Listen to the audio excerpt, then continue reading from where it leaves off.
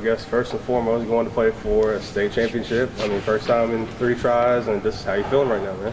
Well, basically, man, it's really like a dream come true. You know, I've been in the coaching business for a long time, and I was always the top assistant.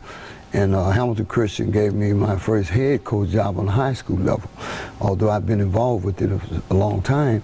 And you know, after 7 years, to finally have an opportunity to fulfill your dream and make it a reality. You know, we're trying to make this dream a reality now.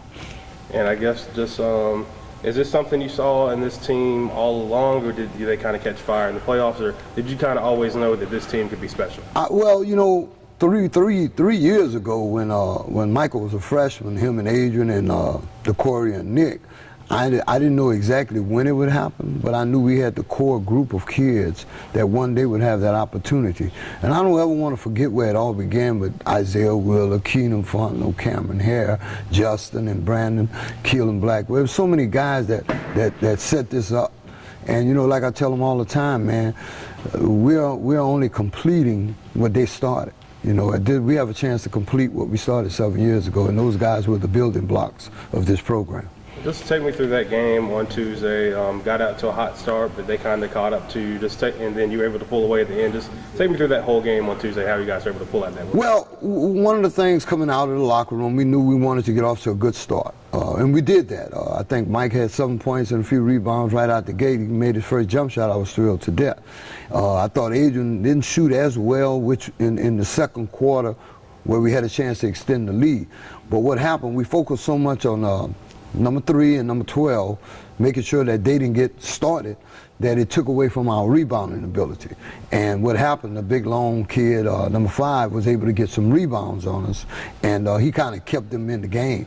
As a matter of fact, if I'm not mistaken, when we went in at halftime, the stat sheet said they only had 1 field goal and everything else was a putback off of a rebound. So we knew we had to adjust there. And I guess I know you talked about Deuce. Just how special has he been for this team this year? Just pretty much the catalyst for the whole. Well, he's the catalyst, and one of the biggest things is that he's a very humble kid. He's not one of those kids that walk around saying, "I am that guy." He, in my opinion, he prefers seeing his other teammates score the points while he dishes it out.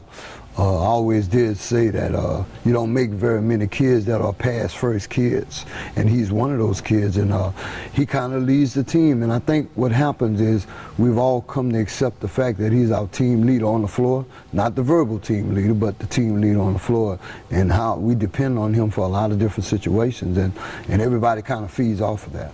And I guess he committed last week. How special was that as a coach? Well, you know, that's our first Division I signee, UL. I was kind of shocked, not because he went to UL, but for the fact that he did commit. The funny thing about it is they all knew about it before me. And I get the text message, and I'm thinking it's a joke, and all of a sudden I sit down with his mom, and he gave me valid reasons. He gave his mother valid reasons, and you know, if he wanted to go to Alaska University, I'm going to be right there with him the whole time, or any of my kids, man.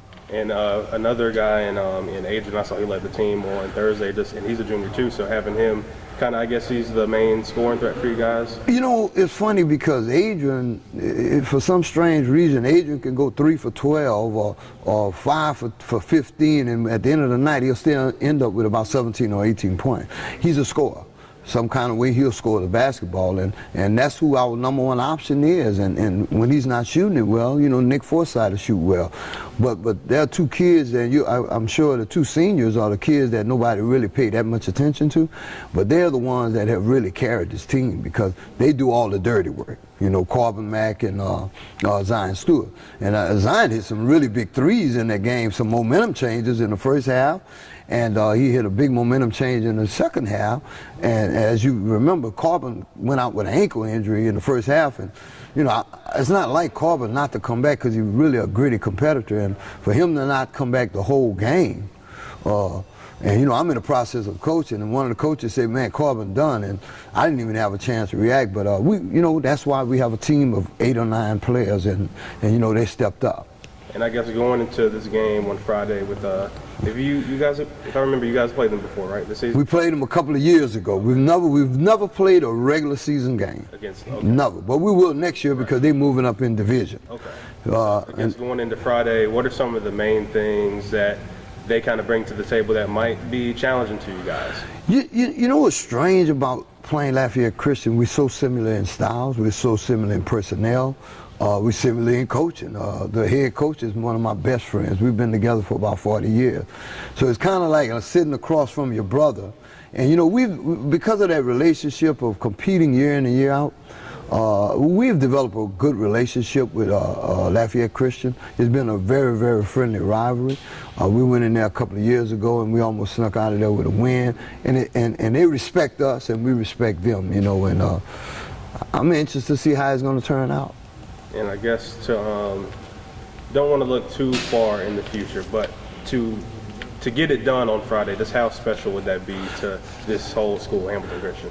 To get to win the championship, but Hamilton Christian, you know, we're a very small school. A lot of time people think we're closing and we're not going anywhere, but this would take us over the hump in the community. There's a lot of people here that know about Hamilton Christian, and they'll know about it if we win a state championship.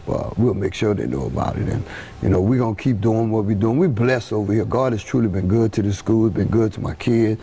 And he's definitely been good to me because do I deserve to be in this position? Probably not. But God saw fit to see something different. So I'm just grateful, man.